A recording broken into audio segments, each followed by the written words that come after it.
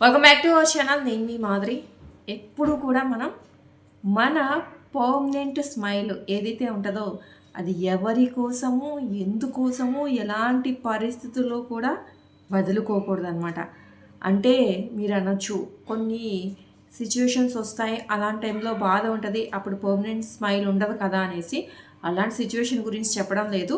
అలాంటి సిచ్యువేషన్లో మనం ఉన్నా కానీ ఇంకా దానిలోనే ఉండకుండా దానిలో నుంచి బయటకు వచ్చి మన నిజమైన హ్యాపీనెస్ ఏదైతే ఉంటుందో, మన స్మైల్ ఏదైతే ఉంటుందో దాన్ని మాత్రం మనము ఎప్పటికీ విడిచిపెట్టకూడదు అనమాట. ఎందుకు అంటే ప్రపంచంలో ఎంతోమంది మన లైఫ్లోకి వస్తూ ఉంటారు, వెళ్తూ ఉంటారు. వాళ్ళ పనే రావడము వెళ్ళడము, అంటే జీవితం అనేది కొత్తదనాన్ని తీసుకురావడము, కొత్త కొత్త పరిచయాలు, కొత్త కొత్త మనుషుల్ని మన జీవితంలోకి వచ్చేలాగా చేస్తుంది. పరిస్థితులను బట్టి ఒక్కొక్కసారి కొంతమంది దూరం అవ్వాల్సిన పరిస్థితి వస్తుంది, కొంతమంది అలాగే లైఫ్ లాంగు మనతోనే ఉండిపోయే పరిస్థితులు కూడా ఉంటాయన్నమాట.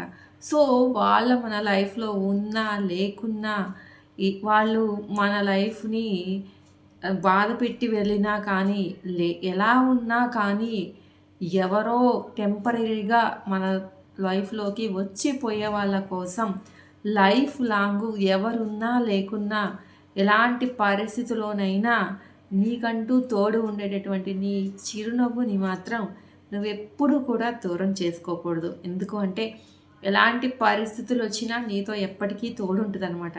సో అలాంటి మంచి స్నేహం ఉన్నటువంటి ఆ చిరునవ్వుని, అంత మంచి నీకు దోస్తుని ఎందుకు వదులుకోవడం? ఎవరో పర్మనెంట్గా లేనటువంటి టెంపరీగా ఉండేటటువంటి మనుషుల కోసం చెప్పండి. కాబట్టి ఎప్పుడూ కూడా నవ్వుతూ హ్యాపీగా హాయిగా ఉండడానికి మ్యాక్సిమం ట్రై చేయండి.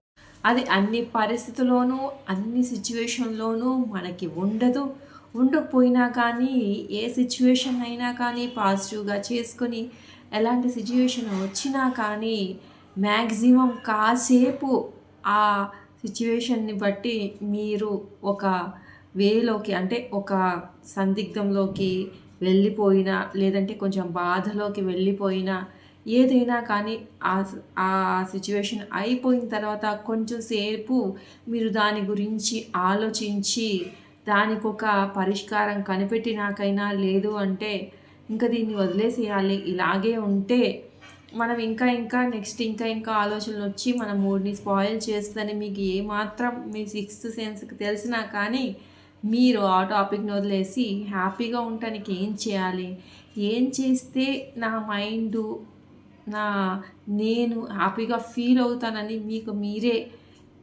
అర్థం చేసుకొని, మిమ్మల్ని మీరు అర్థం చేసుకొని అది ఫాలో అవ్వడం తప్ప ఇంకొక సొల్యూషన్ ఉండదు. ఎందుకంటే దానివల్ల ఉపయోగం లేదు కదా. ఎంత ఆలోచించినా ఇంకా బాధ అనిపిస్తూ ఉంటుంది. అదేమన్నా చెడ విషయం అయితే ఖచ్చితంగా ఇంకా చిరునవ్వు అనేది మొహంలో నుంచి పోయేది చెడు విషయాలకి. మనకి బాధ కలిగినప్పుడు, మనల్ని ఎవరైనా మోసం చేసినప్పుడు, మనకి ఎవరైనా ద్రోహం చేసినప్పుడు, లేదంటే మనకి ఇష్టమైనది ఏదైనా పోగొట్టుకున్నప్పుడు, ఎక్కువ నెగిటివ్ సిచ్యువేషన్స్ జరిగినప్పుడు మాత్రమే మనము మన మొహంలోంచి మన స్మైల్ని తీసేస్తాం.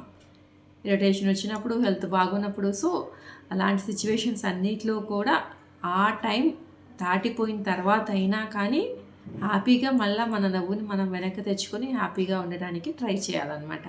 ఎందుకంటే మనల్ని విడిచిపోనటువంటి మంచి నేస్తం మన చిరునవ్వు, మన నవ్వు. అర్థమైంది కదా.